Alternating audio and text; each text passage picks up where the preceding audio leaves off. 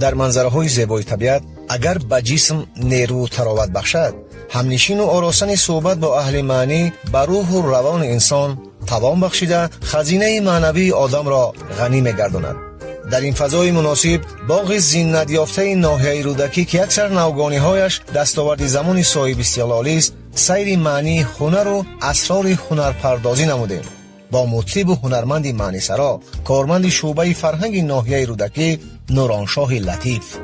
در این هنگام با بهره برداری از این فضا از شکفتن‌های دیار گفتیم و از روزگار هنری و راه استوار و افتخار یافته نورانشاه لطیف. سخنش مالامال مهری وطن بود و شکر آزادی و آبادی و جسارت و سعادت آفری سرور دولت که شما را نیز بیننده عزیز همسفری خود میخونه. خب همین قدر طبیعت زیبای باغ مرکزی ناحیه رودکی اگر یک جونی مونیم، ما اصلا همین رمزی افاده یافتن یعنی کوه سفید رو نورانشاه لطیف چگونه تصویر میکنن؟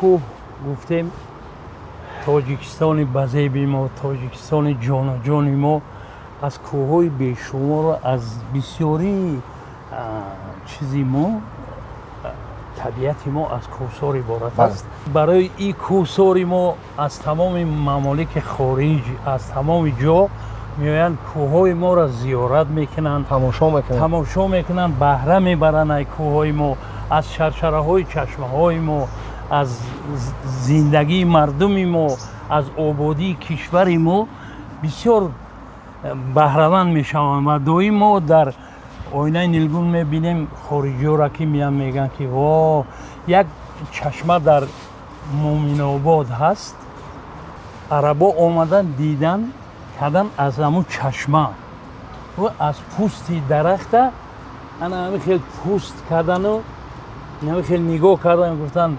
والله جنت، یعنی تاجیکستان. خب از این تصویری که نورانشاه لطیف طبیعت تاجیکستان رو کردن گمان دارم که طبیعت دوستی خیلی خوب است نورانشاه لطیف. راستی گپ در همین طبیعت تاجیکستان جان و جان ما اول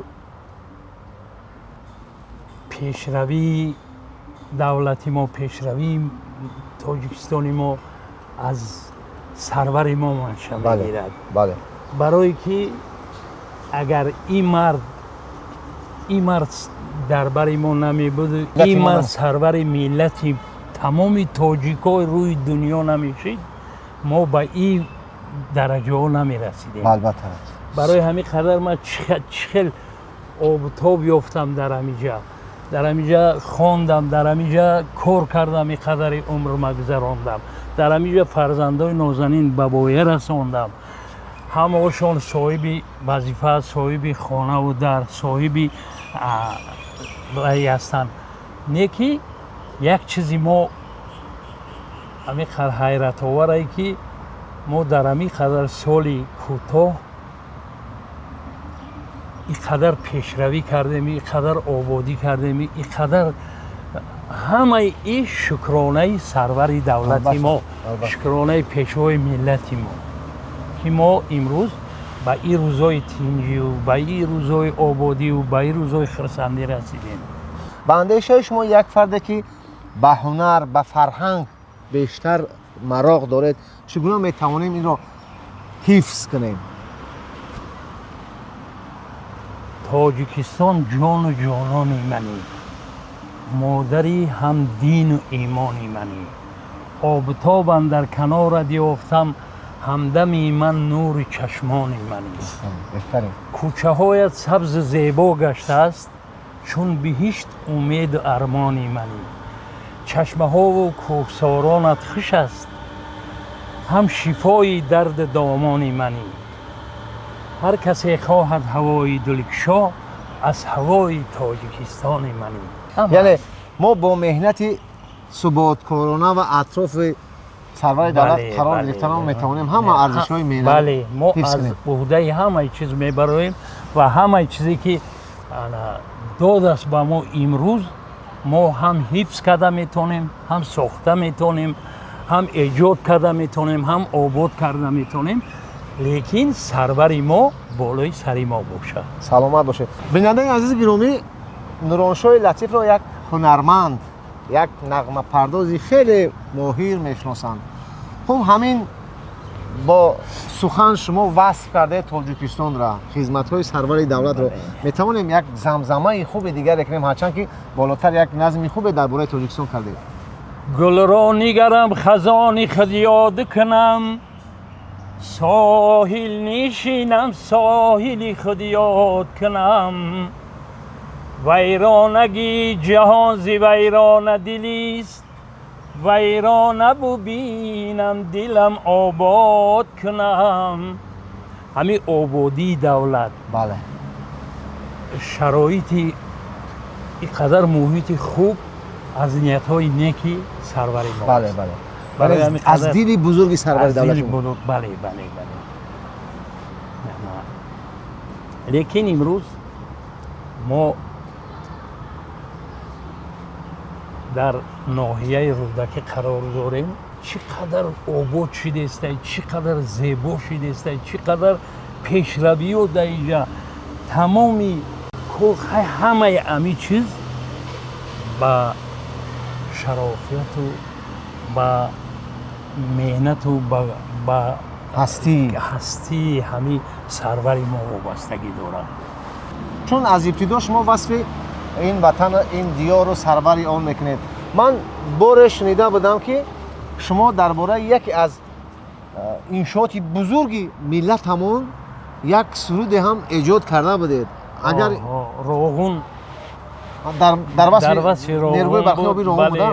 بله. انا روغون زیبا می شود، همرنگی گلها می شود. همین در میتونیم که یک زمزمه آهنگی با خاصی ایجاد نورانشاه لطیف زن. بله. روغون زیبا می شود، همرنگی گلها می شود، با قوت دستان ما مشهور دنیا می شود، با قوت دستان ما مشهور دنیا می شود. روغونم یکی از شاکاری‌های اصل و تشبث به حسین سرور دولت. بله. ببینید که در یک زبان ابرقدرت ساختمان این شد مفخوم گذاشته شد، ولی محض به شرافت یعنی همین سرور دولت ساختمان آن احیا شد و امروز وصف آن نیز از جانب هنرمندان است تامین می‌افروزد. خوب، در مورد هنر و هنرپردازی‌های نورانشاه لطیف چی هم میتوان امروز بیننده باید آگاه باشد؟ از گفته ها و از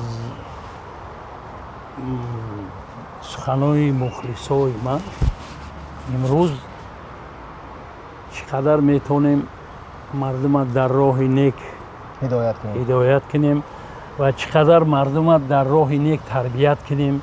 سخنهای والا، سخنهای بزرگا، سخنهای کلاسیکو را باید برسونیم به مردم که مردم از گفته های ما هم یک تربیتگریم. بله. باید که ما مردم به همین شعر غزلا و سخنهای بزرگای ما باید تربیت کنیم که ما یک نتیجه نیک بینیم. یعنی هر کس در موقع خود باید به خاطر رشد فرهنگ و تفکر این ملت حصه‌گذار باشد. بله. خوب، حصه اهل فرهنگ، حصه نورانشاه لطیف در تشکل هنر چگونه است؟ راستی از سال 79 در تئاتر کلوب کار میکردم. یعنی شما در تئاتر کلوب هم فعالیت داشتید؟ داشتم. من 10 سال کار کردم در اونجا. بعد با مهاجرت مهنتی روسیه رفتم. در مهاجرت هم بوده؟ در مهاجرت هم بودم. سال 2007 آمدم، آزمون فلک بود. همینجا من راستی استاد سفر جمعخان تکلیف کرد که همینجا هم سرود میخونی و هم انسامبل گنجینه را مدد دادگیان همو را بیا که آباد کنیم، بیا که هم بسته شوید خطی ما و هم کاری کنیم خطی ما همین چیزا ایودش ببرویم، چیزی ملی تاجیکی خدمانه. حاضر در ناحیه رودکی ба ҳайси роҳбари мусиқии филармонияи халқии ноҳия арзӣ вуҷуд дорам. фаъолият доред? фаъолият дорам. пешравӣ ҳамин кори ма, саршавии кори ма аз суханои устод Сафар Ҷумъахон манша гирифт ва мо омадем якҷоyӣ кор кардем. баъди чандин соло кор кардан филармония нафақа биромадем. баъди нафақа хона ҳамин ноҳияи Рӯдакидай рости гап мо наздиктар ҷои кор гуфтаву хеста омадем иҷада кор яъне бо мурури бо тақозои замон зиндагӣ шароит. яъне шумо аз устод Ҷумъахон Сафар ёдоварӣ кардед. пас маълум ки шумо аз пайроҳаи мактаби ҳунари Экас гузаштагӣ ҳастед. ман рости гап қатъи мо да як вай муҳити кор биромадем, рӯи саҳна биромадем ки ҳамин қариб якҷоyӣ биромадем. ман 8 сол пештар биромадам, у касо 8 сол баъд. шумо аз син сол аз не вай аз мо калонтара, вай студент буду, донишҷӯ буданд. донишҷӯ буданд. ана ҳамин рӯ ӯ дертар биромад, не ки дар вилояти Қурғонтепаи пештара бисёр машҳур буданд. чун сухан дар бораи устод Ҷумъахони Сафар рафт, ман мутмаинам ки аз пайроҳаи эҷоди устод чизе дар ҳамин боғи зебо зери чанорзори боғи ноҳияи Рӯдакӣ замзама мекунед. бале, устод ҳар вақт мешинем ягон вақт ҳамсӯҳбати ҳамин фарҳангӣ мекунем. баъд як сурудаш маъқул шид гуфтам ҳамин суруда мехонам. дига ӯ ягон гап назаду, лекин ман ҳамира напурсид ки кадом суруд аст? не напурсид. ман гуфтам ки ҳамин суруди сӯзи сина кабоб ҳамин ҳилолӣ ман ҳамин чиза мегирам. гуфт ки ҳамаш нест, ҳамун камтарак 8 мисраш. ман гуфтам мекоу меовум. ба гуфтан ки майли хайр. баъд гирифтам ҳамира чӣ кардам, дар консертам соли 2016 даъват кардам Сафар Ҷумъахонов, бисёри устод Ҷурабек Муродов. баъд ҳамин чиза хондам та як чӣ карду, ҳала биромадем берун, гуфт ки бисёр хуб хондиш. кадом замзамаҳо буданд? зи сӯзи сина кабобам, зи сели дида харобам, ту шамъи базми касонӣ ки ман дар оташу обам. ба дигарон манишину мазан ба ҷони ман оташ. маро масӯз ки ман сӯхтаву сихи кабобам. зи сӯзи сина кабобам, зи сели дида харобам. ту шамъи базми касонӣ ки ман дар оташу обам. ба қадри хоки раҳ аз ман касе ҳисоб нагирад. ба кӯи дӯст ҳилолӣ бубин ки дар чӣ ҳисобам. зи сӯзи сина кабобам, зи сели дида харобам. ту шамъи базми касонӣ ки ман дар оташу обам. чун мебинам Нуроншоҳи Латиф дар як гӯшаи асбобҳои мусиқӣ гузоштаанд. фикр мекунам ки идомаи суҳбатро дар ҳамон ҷо нишастаму бо истифода. ростӣ мо аз кӯдакӣ, аз 6 солагӣ ҳамин асбобо қатъи сар кор дориму қатъи ҳамино ҷураем. ва имрӯз дар ҳисоби асбобое ки мардум асбоби устоӣ дора, мардум мошин дора, мардум асбоби корӣ дора, бел ҳар хел дора. асбоби мо ҳамин, асбоби кории мо ҳамин чизо аст. яъне яроқи ҳунарманд, бале, асбобҳои мусиқӣ аст. доим қатъи манио как ҷое ки бираму ҷойда бишинемам, ин асбобо рафиқи ман рафиқи асбобо. пас агар ин қадар маҳбубият ба асбобҳои мусиқӣ доред, пеш аз мо макон қарор гирифтанд. бале. саломат бошед. بیننده از گرامی، طوری که شما نیز خود آگاه شدید، نورانشاه لطیف قبلا همین مکان را انتخاب کرده بوده هستند و اسباب‌های موسیقی و یک نفر شاگرد دایره نواز خود را خود همراه گرفتند. البته که در دوام صحبت شاید چیزی می نوازند و چیزی می خوانند. خوب، چون اکاردیون در پهلوی ماست، همین نظر شما با اسباب‌های برقی و اسباب‌هایی که چون اکاردیون یعنی چی جایگزین شده می توانند؟ راستی ما همه همی اسبابای گفتگیتونم می نوازم، با همینا سرودم می خوانم، لیکن یگان چیز با اسبابای ملی تاجیکی خودمون نمی برم. یعنی از جمله اکاردیون، دیتور هم هست. غیجک، همی دایره منه، تبلک، همی چیزا اسبابایی هستن که آدم روحش شاد میکنه. بله. خرسندت میکنه، در دلت یک ذوقی پیدا میکنه، با شرطی که گوش کنی و بفهمی، سخندان و سخنسنج باشی. بله. یک جهان معنی میگی. چون شما درباره سخن و درک سخن گفتید، برنامه ما نیست، صحبت با صاحب دل است.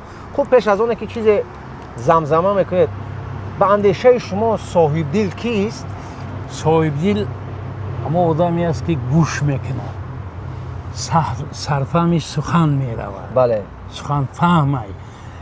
بسیاری جاها میشینیم، بعد یک قسم آدمای پیدا میشوند که غزلای میخواندگی ما را تحلیل میکنن، لیکن بسیار واقعا تحلیل میکنن یا گویا تحلیل میکنن؟ گویا تحلیل میکنن. بسیاری من شخصا همو کدام غزلی را بگیرم، همو غزل اول ای یک دو سه عالما میگذرانم، بعد هسته با ملایی که همین حافظ خانه، یعنی از معنی سنجا با همو تکیه کردم میرم پیش همونو تحلیل میکنن، مرا میتن استاد آدینا هاشیموف کدام سرودیشه که ما میخوندیم میشنوندمون تحلیل میکرد میدادمون، بعد میگو که انا جای رفتی با دلی پر بخوان. لیکن اوزی خیلی هر کس همی صاحب دل همو آدمیه که دلش دویم در فکری نیکی، در فکری سخنی خوب، در فکری آبادی یک کس است، انا همو آدمو صاحب دل.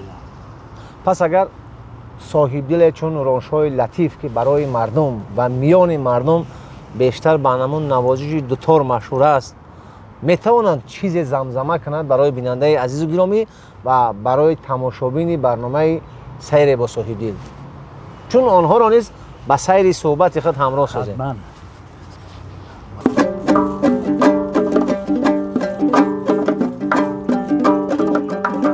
بیا ای تاجیکستانی که خواهم در امان باشی، بیا ای تاجیکستانی که خواهم در امان باشی، وطنداری بیاموزم زی حکمت‌های رحمانی، وطنداری بیاموزم زی حکمت‌های رحمانی.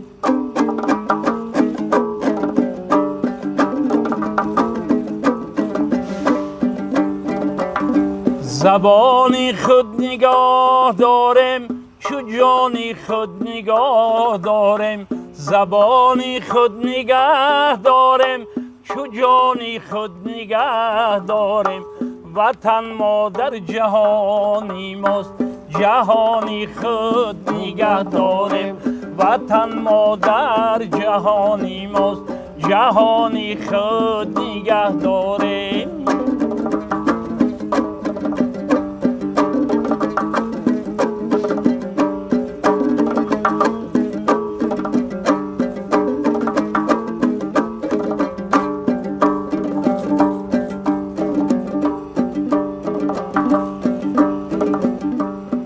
گل را نیگرم خزانی خود یاد کنم، ای ساحلی نشینم ساحلی خود یاد کنم، ای ویرانگی جهان زی ویران دلی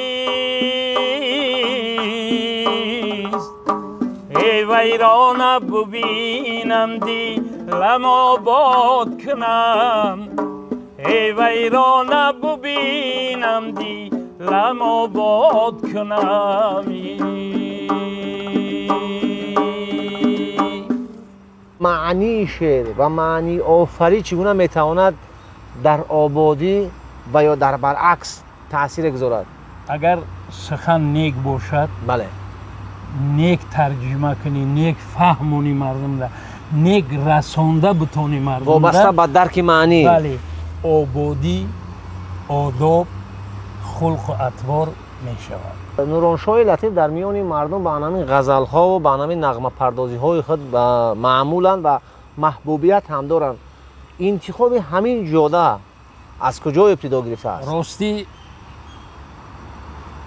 وقتی که مرا پدرم همی اسباب یاد میداد اسباب دوتا رو اسباب دوتا را یاد میداد میگفت که یگان وقت معنی را ایدست نته این زمزمه معرکه و تویی و بزمی آسانه که در و دریافت میکنی بله. لیکن این سخناری که استادا گفتن کلاسیکا گفتن بزرگا گفتن همین سخنا را اول همین سخنا را یک غزل میداد میرفت کار میآمد بگه ایما میپرسید پدرتون؟ بله یعنی پدرتون هم در جدای سند پیروی داشتن؟ پدرم حافظی ناز بودن حافظی مردم شناس بودن لیکن خیلی امروز افسوس خب یادشان گرامی بود.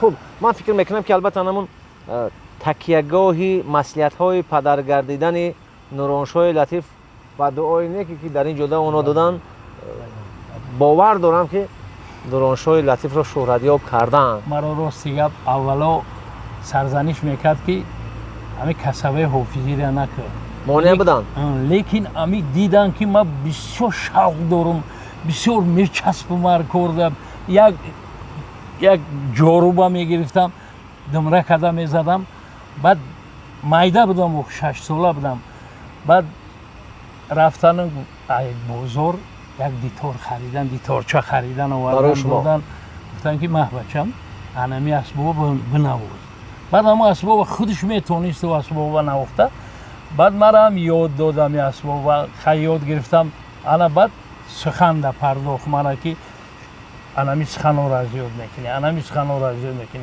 خودشم همتری کلاسیک خون و همتری معنی خون بود برای همین خیلی چیزای به معنی در ما را وابست کردگی بود خیلی خداوند جوش جنت کنه ما امروز ای شرافیت او آدم یک بهره برداشتیم نانی افته خوردیم و یک جای کاری افتیم شرایطی افتیم چون شما محفل آرایی ها رو قسمت کردید توی و غزلخوانی هایی که در چهارتنی میشن خب به اندیشه شما هرچند که در این پاسخ گفتید کدام آنها آسانتر است گپ سری آسان و یا مشکل بودن کدام آنها بیشتر مسئولیت طلب میکنه؟ راستی هر دو هم مسئولیت طلب میکنن لیکن یک چیزی همین سحر میره آشی نهار در مثال غزل خانی میکنی مردم گوش میکند سری تازه قطی بعد همه مینتداری کرده برآمده میرود برای سخندانی و سخنخوانی و برای چون یکان چیز رساندن یکی میگه برای مادر بگو یکی میگه برای پدر بگو هر خیل معرکه ده هر خیل آدم ها میگه بزمی ما در نظر دارم کنسپت وقتی که میمونی چقدر شنونده میآید مخلص میآید شما را گوش میکند انا ای او خود ده چند بهره میگیری ده چند الهام میگیری چند میتونی با برای مردم بزم میکنی.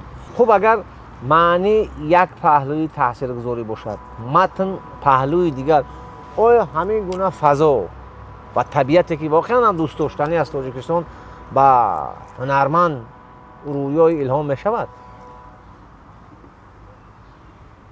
اگر ҳам суҳбат хуб бошад, инҷа бисёр ҷои хуб аст. ҳамсӯҳбати мо нуроншоҳи латиф барои тамошобини худ чиро интихобан месарояд? ман дил хосруд ман метавонам ки бихонам барои мухлисои ман ҷони ман, мухлисои ман илҳоми ман, ободии ман, обрӯи ман, ҳамаи чизи ман мухлиси ман дар ҷодаи санъат. лекин барои мухлисо ҳар чӣ бихоҳанд ҳамуро мехонам. ҳозир як суруд ай биё ба карди беҳтарин ҳар чӣ ки шумо бо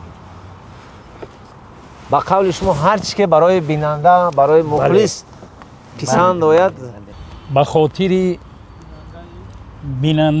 бинандаву шунавандаи телевизиони сайёҳӣ ва ҳунарҳои мардумӣ имрӯз баъди 14 сол ман ами асбоба дастам нагирифтам. ягон савқ хато шуд, бахшиш. албатта гумон мекунам ки таҷрибае ки устод нуроншоҳи латиф доранд савқ намекунанд. бале шумо бинандаи азизу гиромии телевизиони сайёҳӣ ва ҳунарҳои мардумӣ хушбахттарин нафароне ҳастед ки ба эҳтироми шумо ҳунари 14-солаи худро бори дигар эҳё мекунанд. марамат.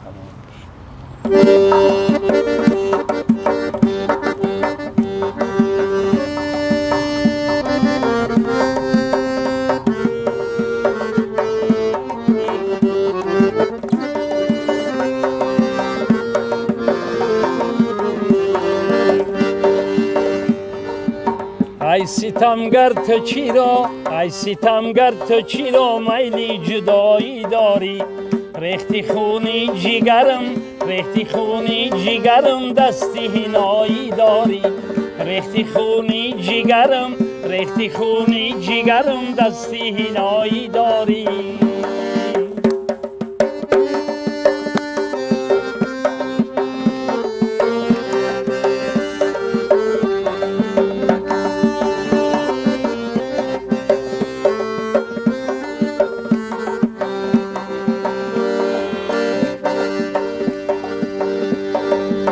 لب شکر نوری نظر یارک شیری سخنم. لب شکر نوری نظر یارک شیری سخنم.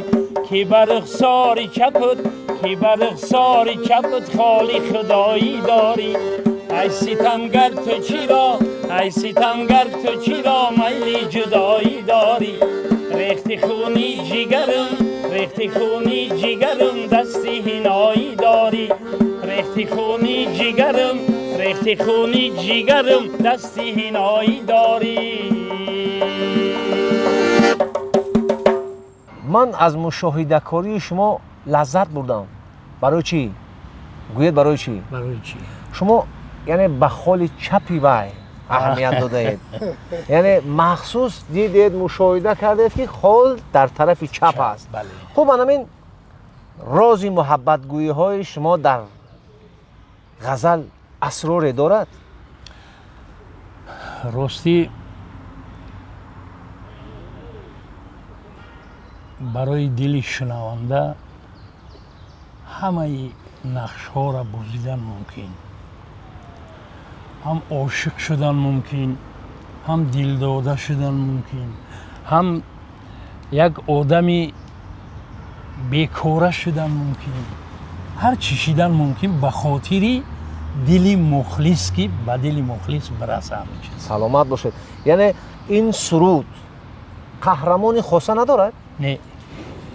پس این همه شخصی که همه خال دارد هموده به متناسبه هموده، یعنی به هر نفری که هست تعلق دارد. تعلق دارد. بله.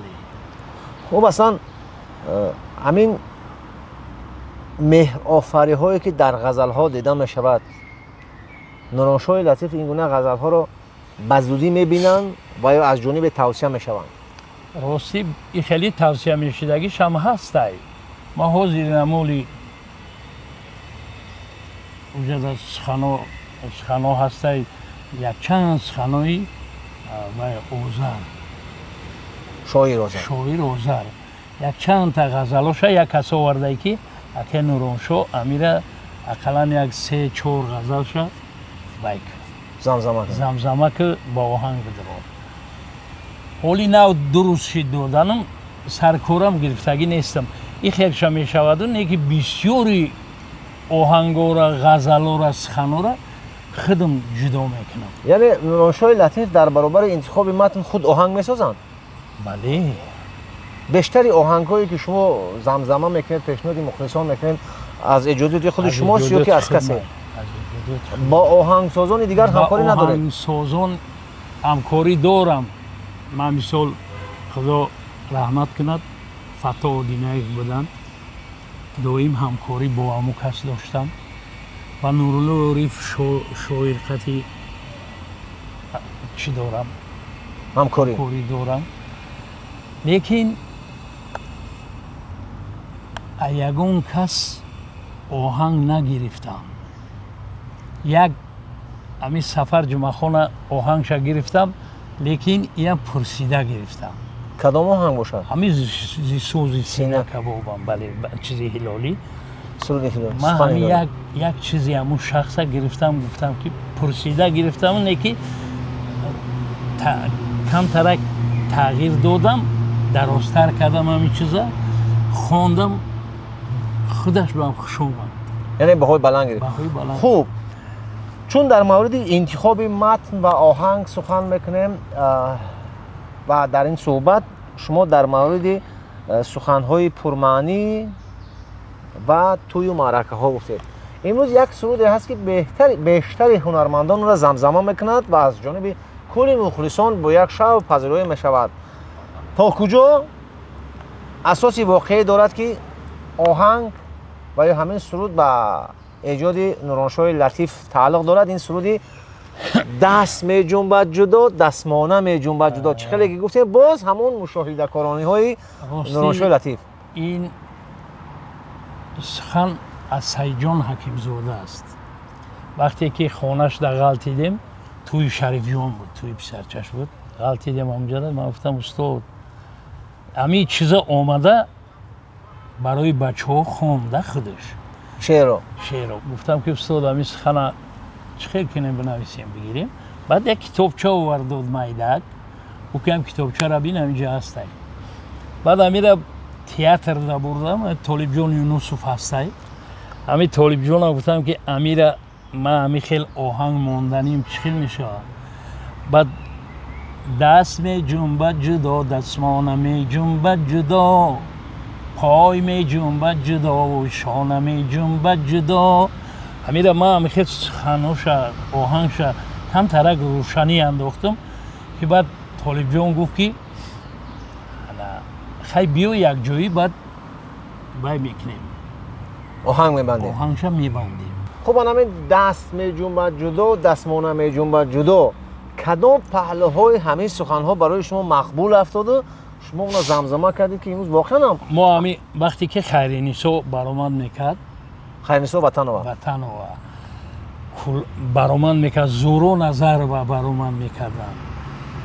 خلاصه که همین میدیدم لباس پوشی همیورا، رومال بندی همیورا، پوشی شونا، دستمانه شونا، من خفه بند و موره و گوشوار و رومال همه چیز بندی همیورا میدیدم، حوث می اومد. ما در تحت امی سرود همونو را در نظر داشتیم. هر دی امی کسا را ما دویم در نظر داشتم وقتی که امی سرود را میخواندم. چند بار زورو نظر و امی سرود در رقص کردگی. یعنی چون سخن درباره سر و لباس رفت، امروز نظر شما به احیای سنت و عنعنه های ملی چگونه است؟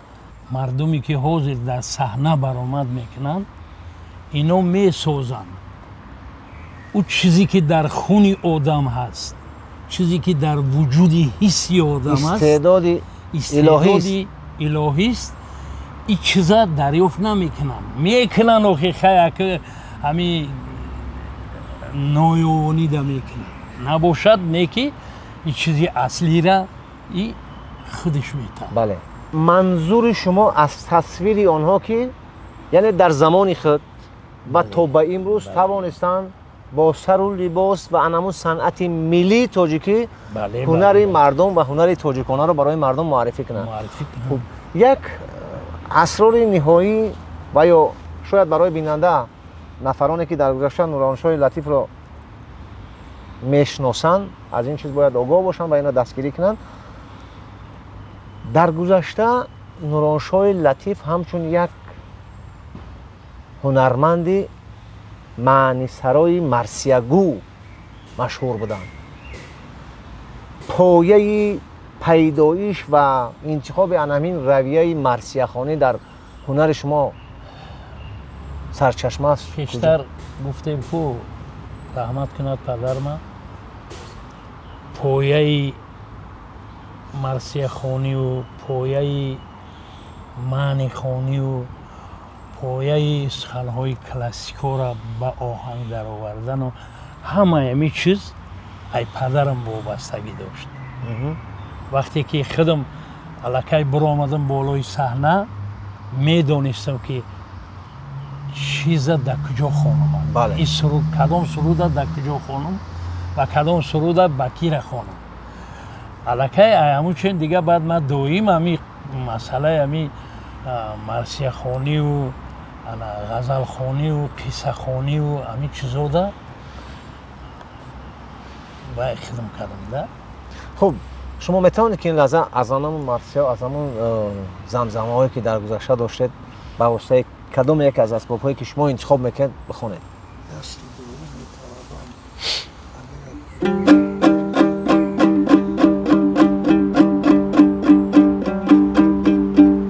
رفتم سر گوری مادری مشتی پرم، دیدم 2000 گور پیشی نظرم. گفتم به جهان حسرت دل تازه کنم، صدوای فلک کرده خونی جگرم.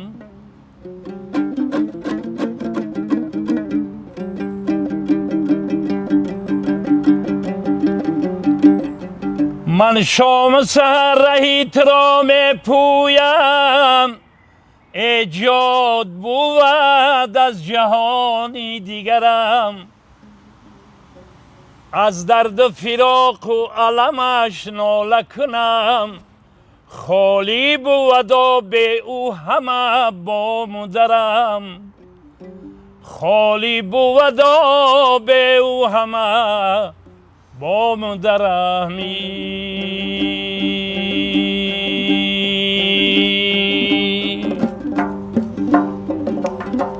ای مادر مادر تو ابتدایم بودی، ای هم قیمتی قامتی رسایم بودی.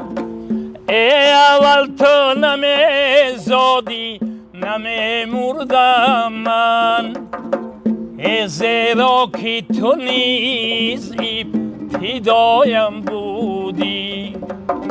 ای زیرا که تو نیز ابتدایم بودی. ای زیرا که تو نیز ابتدایم بودی.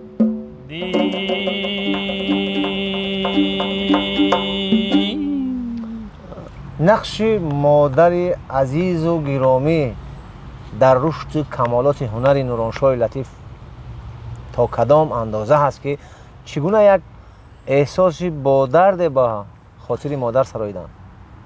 راستی همه اکثریتی همه پرتوار کنسرتی هم غزلخوانی هم مرثیه خوانی من به مادر سر نمی کنم. بله. به مادر تماما هر یک استیکدگیم ده مادر ما یک رباعی میخوانم، هر استیکدگی ده یک غزل مادر میخوانم. برای هم خاطر به مادر دنیا وجود نداره. به مادر ما برای کی میخونیم؟ بله. برای چی میخونیم؟ امروز با دعای مادرها ما به این روزا رسیدیم. آیا برای معرفی تاجیکستان در برابر طبیعت زیبا هنر میتواند سیاحان را جلب کند بله ملت رو معرفی کنند. بله پس اگر چگونه؟ همین کنسرت هایی که خارج می روند مردمی ما، به هنرهای مردمی، به سخنهای مردمی، به لباس مردمی اونجا قبول نیستن. بله.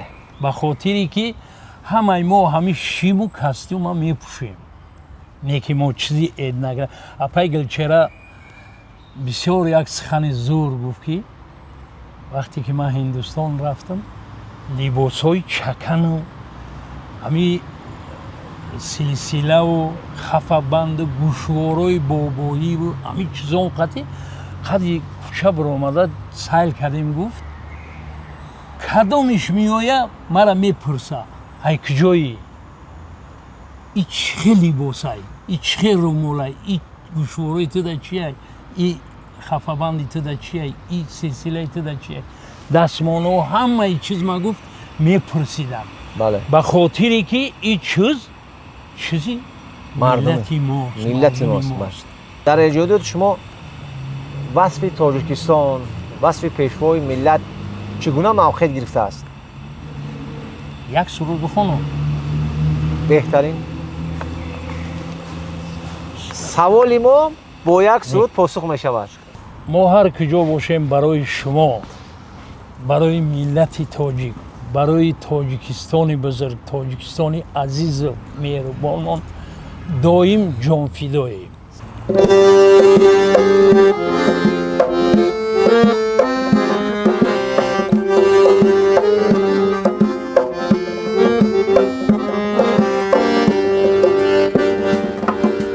تاجیکستان تاجیکستان صاحب استقلال گشتی، نشان از عالی سامان صاحب اقبال گشتی،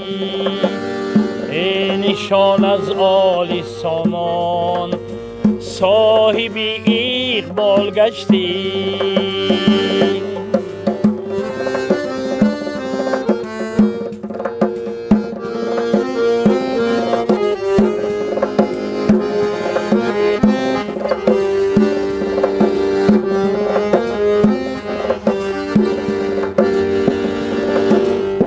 از لیوایت دل بی بالا فخر داریم از نشانه، از لیوایت دل بی بالا فخر داریم از نشانه، زیر باری ننگ آریم بحر نامی جاویدانه، زیر باری ننگ نامی بحر نامی جاویدانه. تاجیکستان تاجیکستان صاحب استقلال گشتی، نشان از عالی سامان صاحب اقبال گشتی.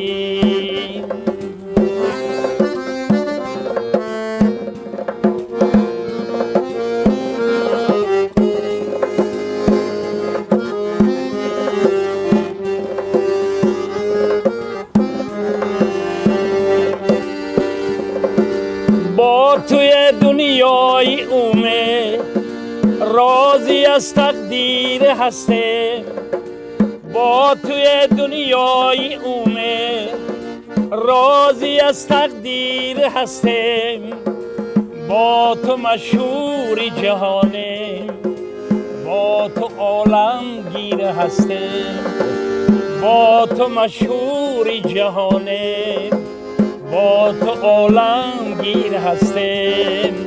تاجیکستان تاجیکستان صاحب استقلال گشتی، نشان از عالی سامان صاحب اقبال گشتی، نشان از عالی سامان صاحب اقبال گشتی.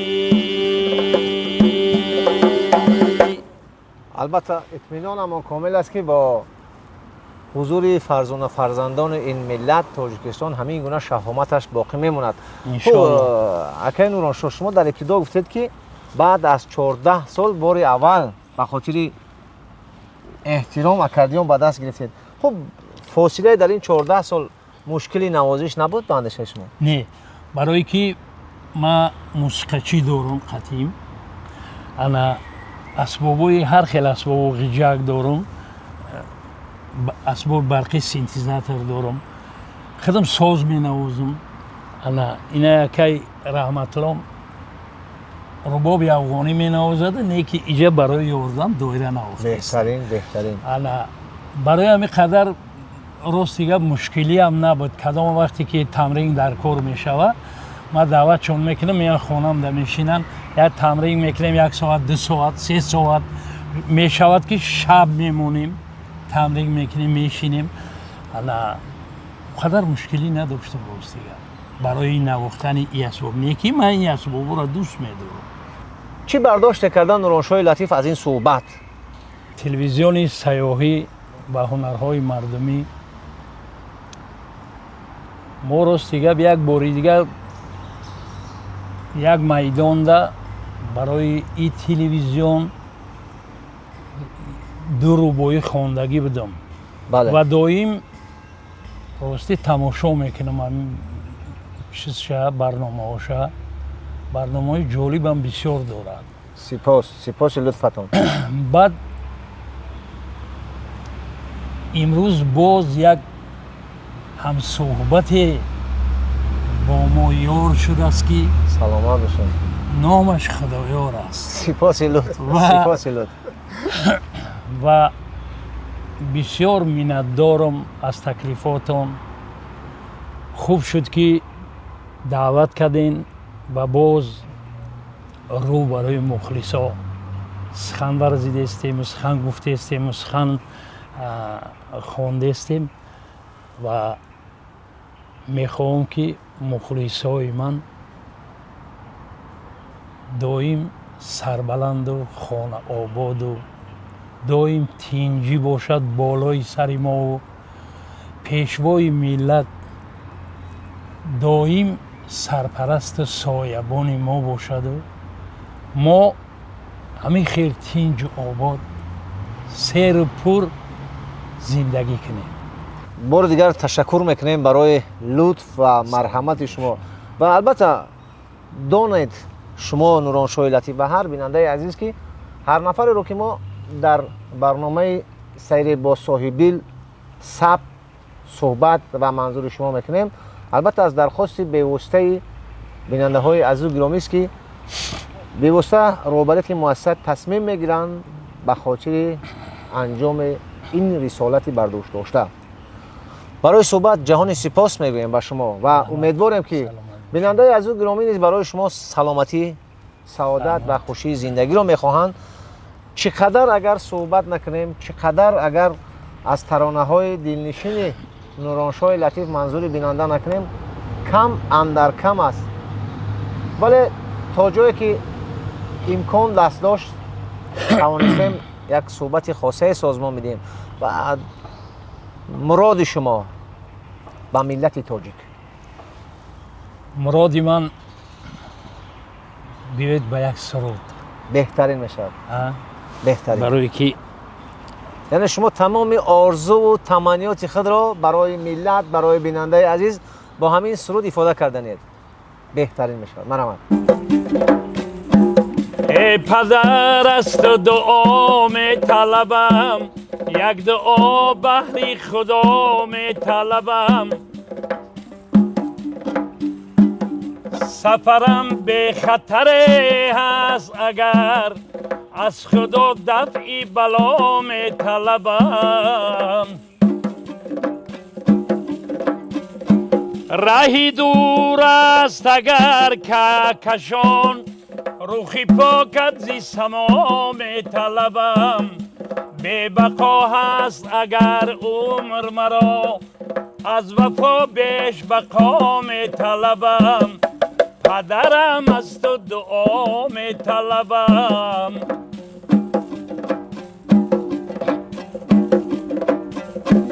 سخنی نک مریض را که دواست، به همه درد شفا می طلبم.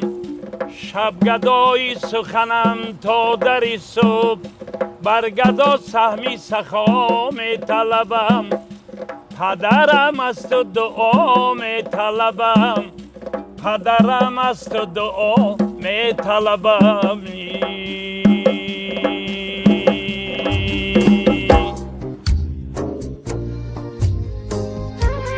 همین گونه مجموعی افکاری را در میان گذاشته و از شهد و هنر ایشان بهره برداری کرده. زمزمه ترانه های دلنشین، صدای مرغله‌دار در یادهای ما خاطراتی را باقی گذاشت. با همین متأثری رنگین و عبرت بخش سیر خود را انجام داده و از این سیر صید معنی برداشتیم.